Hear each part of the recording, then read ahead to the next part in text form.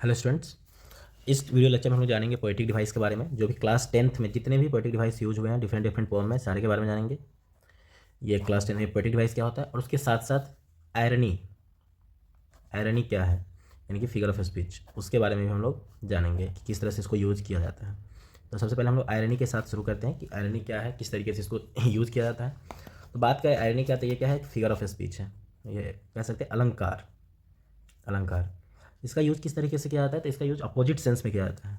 Irony का कह सकते हैं it is used in the opposite sense. It is used in the opposite sense to make something humorous, to make humorous sense या sense of humour, humorous humorous sense के लिए। अब आइए examples के तरीके से समझते हैं।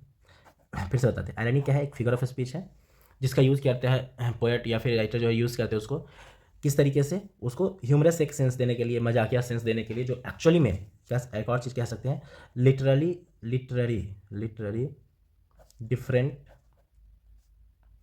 Different from its meaning. इसका जो लिटरल मीनिंग होगा और वहाँ जो यूज़ किया जाएगा वो दोनों में डिफरेंट होगा। जैसे कह सकते हैं आई नो अ डॉक्टर, मैं एक डॉक्टर को जानता हूँ। आई नो अ डॉक्टर, या लिख सकते my friend is a doctor. I know a doctor who has, या हु हैज़, हाँ has fear of, fear to injection something like that. कोई डॉक्टर है और वो इंजेक्शन से डरता है, तो ये ह्यूमरस सेंस में होता है कि डॉक्टर है और इंजेक्शन से डर रहा है, तो ये थोड़ा ह्यूमरस है कि डॉक्टर और इंजेक्शन का रिलेशन हम लोग जानते हैं कि क्या रिलेशन है उसके बीच में। हम बोल देंगे कि जंगल शेर है और क्या है, कमज़ोर है, तो शेर किसके लिए जाना जाता है, बलवान के लिए, ताकत के लिए जाना जाता है। उसके साथ इस तरह से यूज़ करेंगे तो वो हमारा हो जाएगा आयरनी। अब शुरू करते हैं बाकी figure of speech.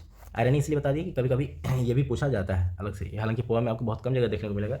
Most probably मुझे जहाँ तक याद है कि नहीं यूज़ है, बट ये क्वेश्चंस अक्सर आते हैं आयरनी के रिगार्डिंग। ये आपका फिर पैसेज जो आप कीजिएगा, पैसेज वाले क्वेश्चंस कीजिएगा, उसमें भी पूछ दिया जाता है।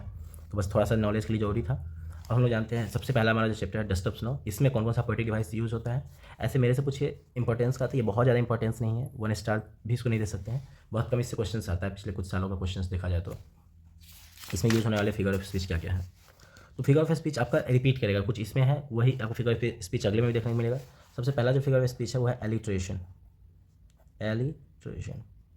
एलिट्रेशन फिगर ऑफ स्पीच का किस तरीके से यूज़ करते हैं, तो इसका यूज़ करते हैं सेम साउंड का वर्ड जब प्लेस करता है एक दूसरे के पास में। कैसा, सेम साउंड वाला word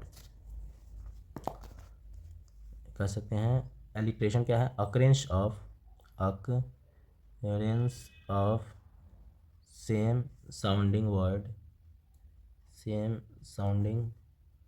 word placed close to each other. जैसे एग्जांपल में देख लीजिए, has given my hurt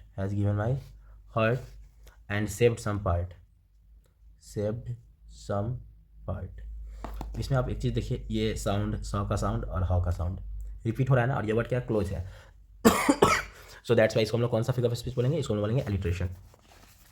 next की बात करें हम लोग का, नेक्स्ट हम लोग का है सिम्बोलिज्म। सिम्बोलिज्म का जो है वो सिम्बोलाइज किया जाता है।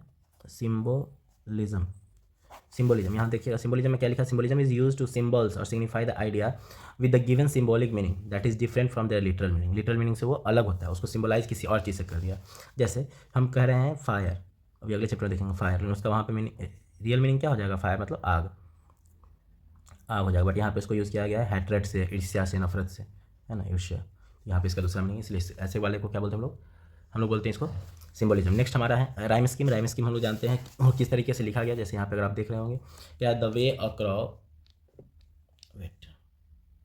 वे अ क्रॉ सुक डाउन ऑन मी, तो पहला में क्या, क्रॉ, तो उसको ए बोल देते हैं, मी तो बी, फिर साउंड आया था ए और बी, ए बी इसका क्या हो गया, राइम स्कीम हो गया।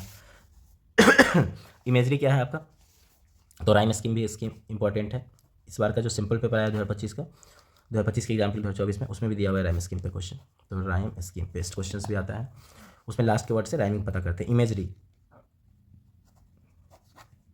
सिंबोलिज्म इमेजरी बनता है। इमेजरी में क्या होता है, स्पेशली रॉबर्ट फ्रॉस्ट की बात करें, जिनकी जो पहली 2 पोएम हम लोग को पढ़ना है, डस्ट ऑफ स्नो और फायरनाइट्स, ये थोड़ा नेचुरल पोएट है, तो ये इमेजरी का ज़्यादा यूज़ करते हैं, बाकी लोग भी यूज़ करते हैं। इमेजरी में क्या होता है, एक्चुअली में पोएट जो लाइन लिख रहा है, जो भी कुछ बता रहा है, उससे एक इमेज क्रिएट होता है, creating an image to author or to reader. Reader के लिए, रीडर के माइंड में क्या करते हैं, वो क्रिएट करते हैं, सीन क्रिएट करते हैं, इमेज क्रिएट करते हैं। ये हो गया। नेक्स्ट हमारा है, हाँ, इसका एग्जांपल का बात कीजिएगा कि इमेजरी में है हेमलॉक ट्री, तो हेमलॉक ट्री और कोई बोलता है या क्रॉ बोला तो हमारे माइंड में एक पिक्चर आ जाता है कि हाँ ये ऐसा कुछ है, जानवर है, सॉरी पक्षी है, बर्ड्स है, जो क्या है, क्रॉ है, समथिंग लाइक दैट। फिर इस तरह से नेक्स्ट की बात करते हैं। नेक्स्ट हमारा क्या है, नेक्स्ट हमारा है इंजैममेंट। इंजैममेंट में क्या होता है, इंजैममेंट इसमें क्या है कि 2 या 2 से ज़्यादा लाइन या समटाइम तो कंप्लीट पोएम में क्या होता है, यूज़ नहीं होता है, sentence continue in a poem without punctuation mark.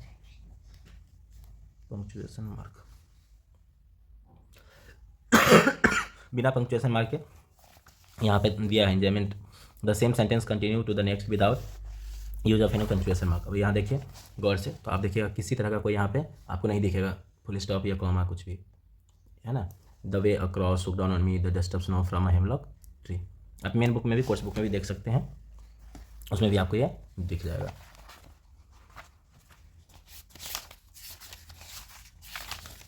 देख रहे हैं ना, यहाँ पे कहीं पे कोई कुछ नहीं है, किसी तरह का पंक्चुएशन मार्क का यूज़ नहीं किया गया है।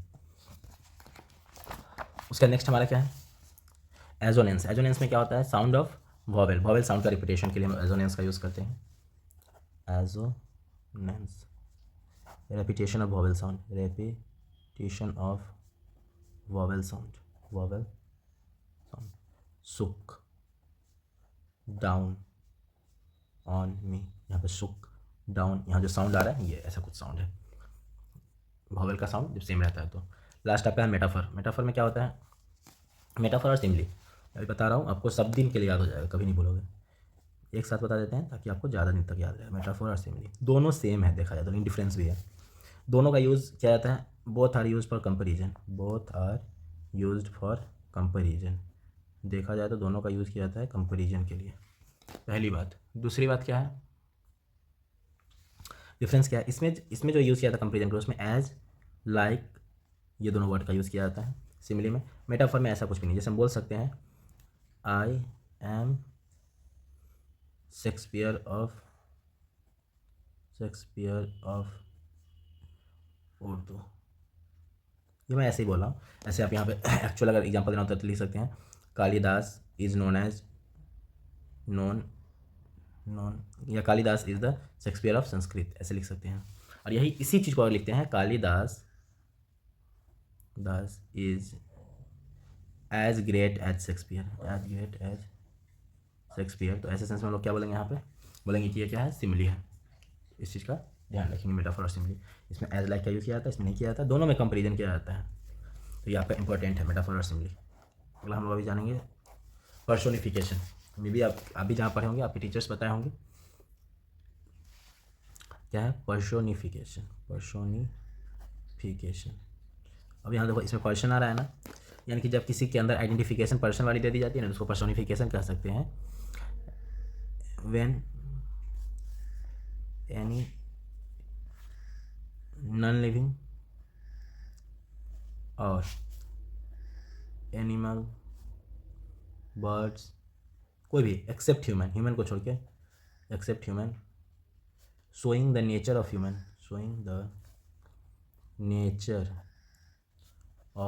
ह्यूमन, यानी कि पर्सन का नेचर को जो शो करता है, पर्सन की आइडेंटिफिकेशन को जो शो करता है। सबसे आसान बोले, पर्सोनिफिकेशन का क्या बोल सकते हैं, पर्सन का जो आइडेंटिफिकेशन शो करता है, और पर्सन नहीं है, पर्सन का जो आइडेंटिफिकेशन शो करता है, बट वो पर्सन नहीं है, उसी को हम लोग क्या बोलते हैं, पर्सोनिफिकेशन। सर इसका example tiger in the zoo वाले स्टोरी में आप लोग इसका एग्जांपल देखिएगा। अभी देखते हैं फायर एंड आइस में भी दिया हुआ होगा, बताएंगे।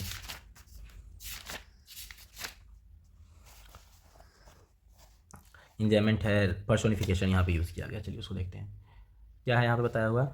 इन the personification assign to the human quality, ये ह्यूमन की क्वालिटी है, पर्सन की क्वालिटी है, जिसमें फायर और आइस को क्या किया गया है, कैपेबिलिटी बताया गया है डिस्ट्रॉय करने का। बट ये डिस्ट्रॉय करना ये सब किसकी नेचर में है, पर्सन के, इसलिए इसमें बाकी कोई नया नहीं है। हाँ एक है, उसको बता देते हैं क्या है नया यहाँ पे, एंटीथेसिस। एंटीथेसिस, एंटीथेसिस में क्या होता है, एंटीथेसिस का मतलब है fire is the antithesis of ice, ice का ये अपोजिट यूज़ किया गया है। Two contrasting and directly opposite destructing forces have been hallmark to the poem fire and ice. तो एंटीथेसिस का मतलब क्या है, दो opposite antonyms, fire and ice, fire and ice antonyms जो होता है उसका जब यूज़ किया जाता है एक साथ तो उसको हम बोलते हैं antithesis. Rhyme scheme, assonance, vowel sound, personification, बाकी सब हम लोग जानते हैं। नेक्स्ट देखते हैं टाइगर इन द जू। इसमें पोएटिक डिवाइस की बात करें तो इसमें आपको पोएटिक डिवाइस में एलिट्रेशन, कंजोनेंस और एजोनेंस में समझिएगा। यहाँ पे एजोनेंस हम लिखे हैं, यहाँ पे हम बताए हैं एजोनेंस के बारे में, ठीक है। और अभी हम बताया कंजोनेंस, कंजोनेंस गौर कीजिए। यहाँ कॉन्सो है ना, कॉन्सोनेंट, कंजो बोलते हैं बट ये कॉन्सो वर्ड आ रहा है कंसोनेंट, तो बोल सकते हैं कि जब कॉन्सोनेंट साउंड का रिपीटेशन होता है, सेम कॉन्सोनेंट साउंड का repetition of consonant sound, repetition of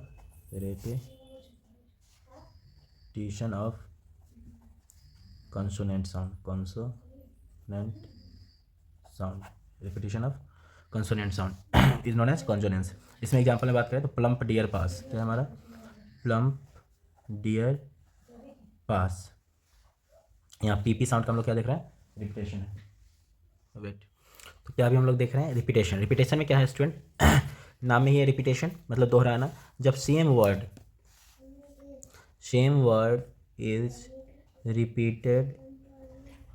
repeated many times, बोला आवाज़ नहीं, many times in a poem, तो उसको हम लोग क्या बोलते हैं, रिपीटेशन। तो उसको हम लोग क्या बोलते हैं, रिपीटेशन बोलते हैं। अब इस पोअम में टाइगर इन द जू में कौन सा वर्ड रिपीट कर रहा है, तो आप देखिएगा, he stalk in his vivid stripe the few step of his cage on the page of velvet he in his quiet rays। यहाँ पे ही he जो है उसका रिपीटेशन है। और इसका यूज़ क्यों किया जाता है, रिपीटेशन का यूज़ किया जाता है अपीलिंग करने के लिए। जैसे एक अमांडा वाला पोम में याद होगा, तो हम लोग आगे देखेंगे तो उसमें देखेंगे बार बार अमांडा का ये रिपीटेशन होता है नाम का, ठीक है।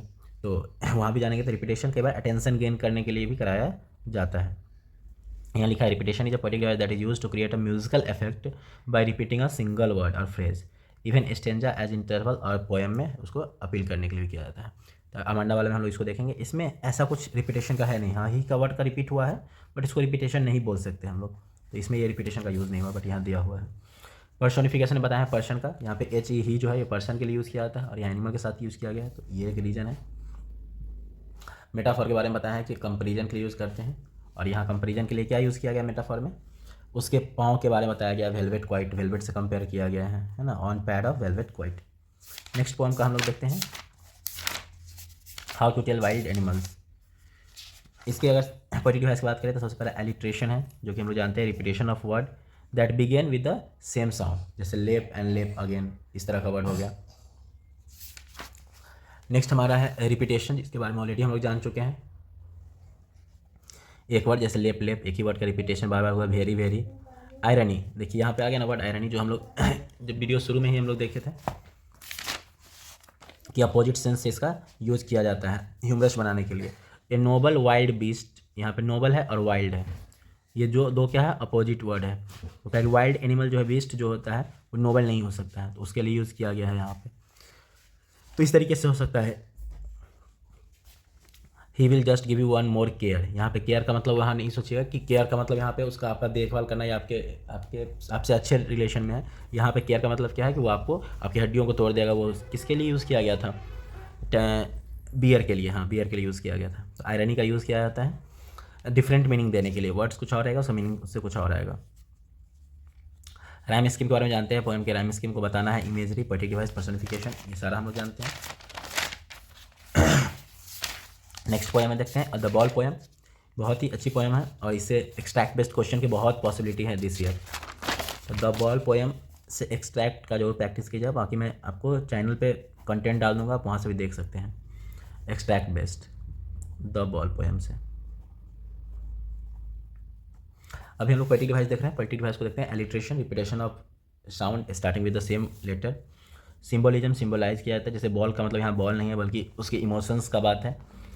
रिपीटेशन का मतलब क्या है, एक ही वर्ड का बार बार रिपीट होना, जैसे बॉल बॉल का, वाट वाट का इसमें रिपीट हो रहा है। नेक्स्ट हमारा राइम स्कीम के बारे में। आगे है इंजैममेंट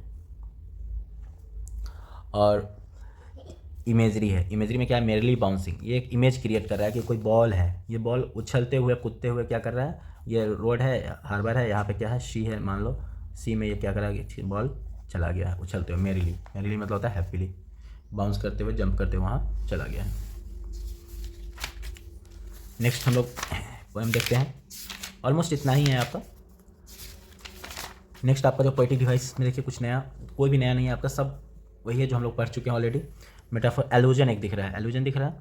एलुजन is a poetic device that is use to make a reference to any person, statement और थिंग। हिस्टोरिकल, एलुजन का यूज़ कब करते हैं, हिस्टोरिकल चीज़ों को बताने के लिए। एलुजन का यूज़ कब करते हैं, हिस्टोरिकल या माइथोलॉजिकल चीज़ों से जोड़ने के लिए। हिस्टोरिकल या माइथोलॉजिकल या कल्चरल, इस तरीके से। वेट, जैसे इसमें यूज़ किया गया है मरमेड का, रेपुंजल का, जो क्या होती है प्रिंसेस होती है, जो जर्मन फेरी स्टाइल में बताया गया उसका। मरमेड में क्या होता है, एक मिथोलॉजिकल कैरेक्टर है जिसमें बताया जाता है कि हाफ बॉडी गर्ल का हाफ बॉडी फिश का होता है, उस तरीके से कुछ। तो ऑलमोस्ट सब आपका सेम ही। एनाफोरा है कि यहाँ पे देख रहे हैं, anaphora is literary device where certain words are used at the beginning of successive line, मतलब सक्सेसिव लाइन के बिगिनिंग में सेम वर्ड यूज होता है, जैसे don't bite, don't hunch, did. तो एक ही वर्ड का जब रिपीटेशन होता है ना थ्रू आउट द ईयर, नहीं दो कंटिन्यूअस सेंटेंस में, तो वैसे में उसको एनाफोरा बोलते हैं। तो एनाफोरा और रिपीटेशन में थोड़ा सा अंतर है। एनाफोरा थोड़ा सा सेम भी है रिपीटेशन में। रिपीटेशन का क्या कर रहा है कि डोंट बाइट, डोंट हॉन्च, ऐसे करके, फिर आगे डिड करके आपका यूज़ किया गया है। तो ये एनाफोरा हो गया। उसके बाद क्या है लास्ट, ट्रांसफर्ड एपिथेट।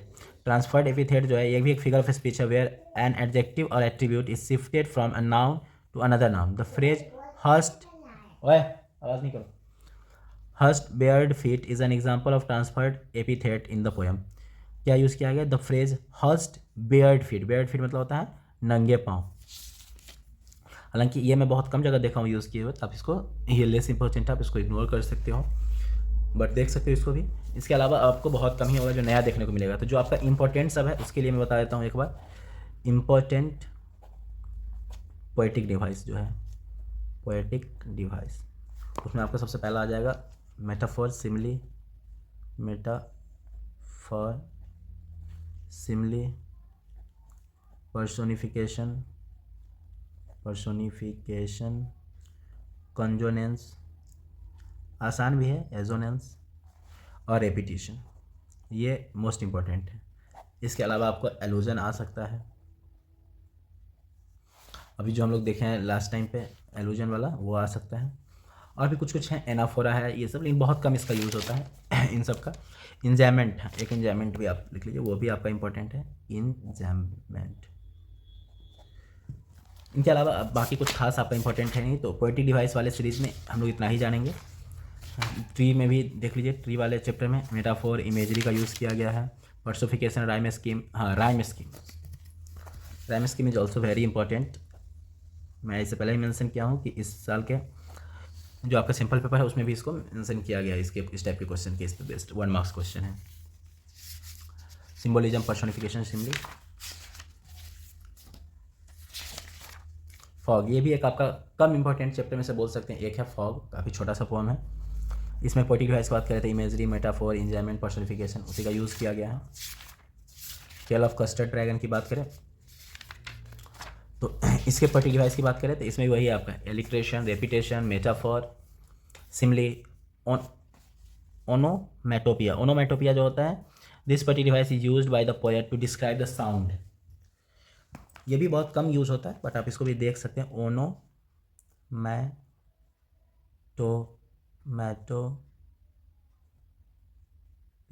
ओनोमैटोपिया में क्या है, साउंड डिस्क्रिप्टिव वर्ड है, ये साउंड को बताता है। साउंड डिस्क्रिप्टिव वर्ड है, ये साउंड को बताता है, साउंड डिस्क्रिप्टिव वर्ड है। जैसे बैंग, स्प्लैश है ना, बैंग,